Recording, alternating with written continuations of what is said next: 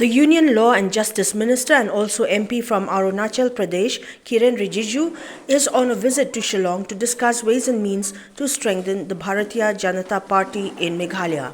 At a press conference held in Shillong on Saturday, KIREN Rijiju had spoken on the resolution to border disputes between states in the northeastern part of India. Under the leadership of Modi ji and the Home Minister Amit Shah ji has already asked all the states of northeastern region to amicably settle all the unresolved boundary issues amongst themselves without resorting to any violence. So sometimes the problems arise along the border lines. Some actions by some local officers or local people do generate tension.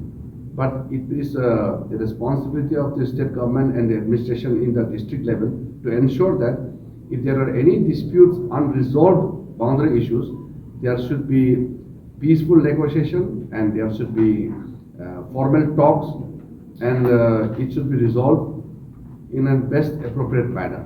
The border issue, land issue is always sensitive, so it must be treated carefully, it must be dealt with proper care, so that after all we are not enemies. We are 7 sisters, now with Sikkim 8.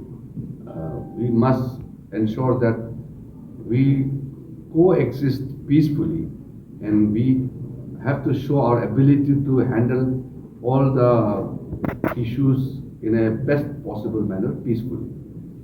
On the alleged division within the BJP, the Union Law and Justice Minister stated that there is nothing as such, though there may be a few differences here and there. However, these can be resolved internally, stated Rijiju.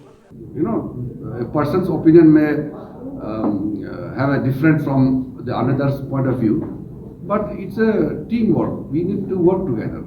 If we coexist peacefully, if we work together, we move together, then we will progress together. So progress of the party depends on how united we are. So there may be a few differences, but that is not called division, or that is not a big problem. It's all internal matter which are easy to be sorted out.